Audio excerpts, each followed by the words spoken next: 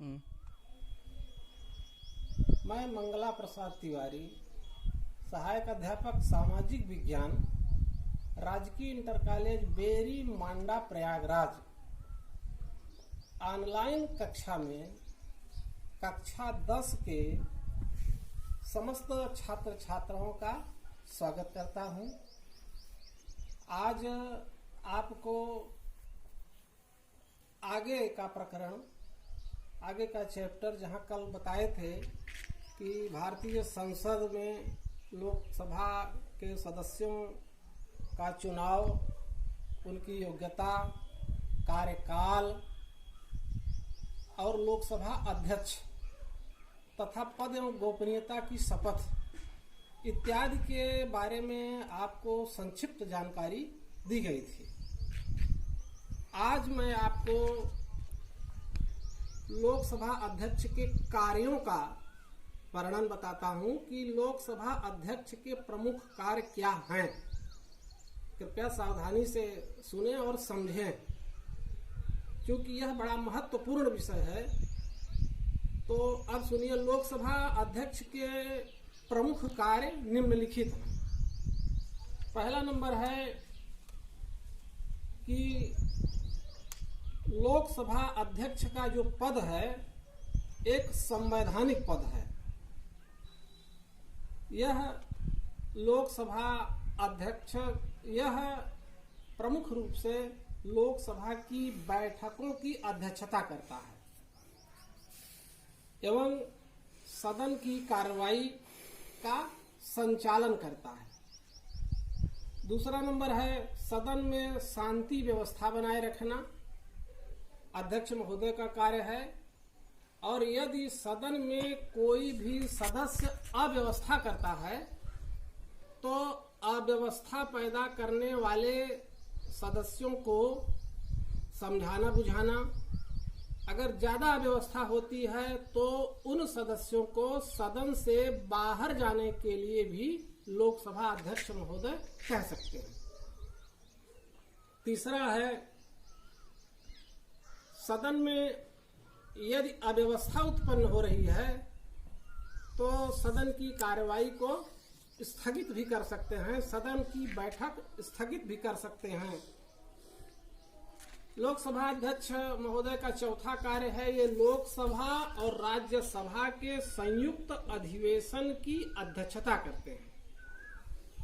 इन्हीं के माध्यम से संयुक्त अधिवेशन की अध्यक्षता होती है। उसके बाद पांचवा इनका कार्य है कि लोकसभा अध्यक्ष धन विधेयक को प्रमाणित करते हैं, यही कंफर्म करते हैं कि कौन सा विधेयक धन विधेयक है। अगला नंबर है सदस्यों को सदन में भाषण देने की या अपनी बात रखने की अनुमति लोकसभा अध्यक्ष महोदय देते हैं। बिना इनके अनुमति के कोई भी लोकसभा का सदस्य सदन में अपनी बात नहीं रख सकता है। अगला नंबर है किसी विषय पर मतदान कराना और उसके परिणाम की घोषणा करना। अगला नंबर है किसी प्रस्ताव पर सदन में पक्ष और विपक्ष में यदि बराबर मत पड़ता है तो उसमें लोकसभा अध्यक्ष का जो मत होता है वह निर्णायक मत माना जाता है। जो ये मत देंगे वही निर्णय का काम करता है।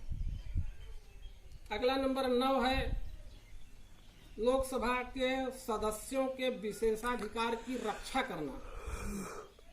लोकसभा अध्यक्ष महोदय का प्रमुख कार्य है। ये जो आपको हमने 8-9 कार्य बताए, ये लोकसभा अध्यक्ष महोदय संसद में जब संसद की कार्रवाई चलती है तो कार्रवाई का संचालन इस तरह से करते हैं। अब आपको थोड़ा सा अगला चैप्टर बताते हैं कि लोकसभा की शक्तियां और कार्य क्या हैं। लोकसभा को कौन कौन सी शक्तियां प्राप्त हैं और कौन सा कार्य है। तो लोकसभा को प्रमुख शक्ति प्राप्त है विधायी शक्ति। लोकसभा को संघ सूची, राज्य सूची और समवर्ती सूची पर कानून बनाने का अधिकार प्राप्त है। उसके बाद वित्तीय शक्तियां दूसरे नंबर पर आती हैं। संविधान के अनुच्छेद 109 के अनुसार कोई भी धन विधेयक लोकसभा में ही प्रस्तुत किया जाता है। अगर लोकसभा उसको पारित करती है तो धन विधेयक मान्य होता है। फिर ये जाएगा राज्यसभा के पास। राज्यसभा इसको अपने पास 14 दिन तक रख सकती है। अगर वापस कर देती है तो भी यह कानून का रूप धारण कर सकता है, राष्ट्रपति महोदय के पास जाएगा। तीसरा है कार्यपालिका संबंधी शक्तियां। केंद्रीय मंत्रिपरिषद लोकसभा के प्रति सामूहिक रूप से उत्तरदायी है। केंद्रीय मंत्रिपरिषद लोकसभा के प्रति सामूहिक रूप से उत्तरदायी है। केंद्रीय मंत्रिपरिषद तब तक बनी रहती है जब तक लोकसभा में इसका बहुमत रहता है। यदि लोकसभा में इसका बहुमत समाप्त हो जाता है तो केंद्रीय मंत्रिपरिषद अपने आप भंग हो जाएगी। यह तभी तक बनी रहेगी जब तक लोकसभा बहुमत रहती है।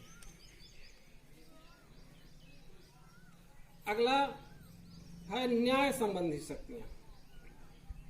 संविधान न्याय संबंधी शक्तियां, लोकसभा को न्याय संबंधी भी कई शक्तियां प्राप्त हैं। फिर है संविधान में संशोधन करने की शक्ति।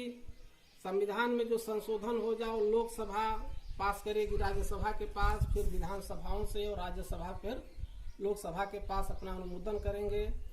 इस तरह से 2/3 बहुमत के माध्यम से संशोधन हो जाएगा। और न्याय संबंधी में एक बात ध्यान दे लीजिए कि न्याय संबंधी में इनको जैसे भारत के राष्ट्रपति के ऊपर महाभियोग लगाने का अधिकार प्राप्त है, लेकिन इसको राज्यसभा भी 2/3 बहुमत से जब पास करेगी तब। संविधान संशोधन की शक्तियां भी इनको प्राप्त हैं। कुल मिलाकर भारतीय संसद में लोकसभा ही सबसे महत्वपूर्ण है।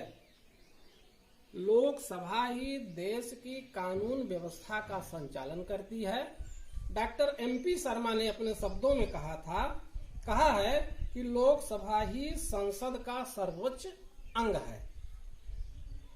देश को चलाने के लिए, देश की दिशा तय करने के लिए, क्रियान्वयन करने के लिए लोकसभा सबसे महत्वपूर्ण अंग है। आज आपको लोकसभा अध्यक्ष की शक्तियां और लोकसभा के क्या कार्य हैं, प्रमुख कार्य आपको बता दिए हैं। और आज की बात इतने पर ही, और उसके बाद फिर अगला चैप्टर कल प्रारंभ किया जाएगा। धन्यवाद।